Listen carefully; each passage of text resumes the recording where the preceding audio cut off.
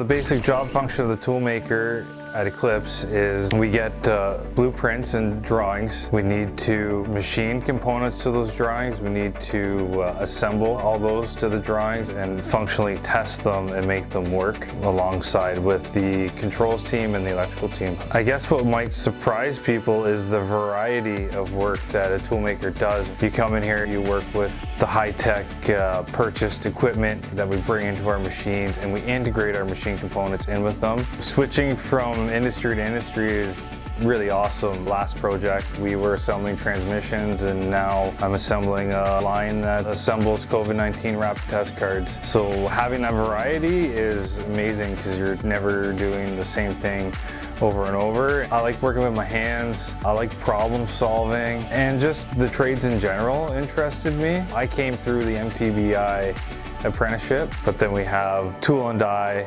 apprentices come through, millwright apprentices, and there's also different co-op programs that the colleges run. You know, you can go to school for a whole year and learn the theory, and then they actually put you out in the field for 6 months. Other regions offer those things.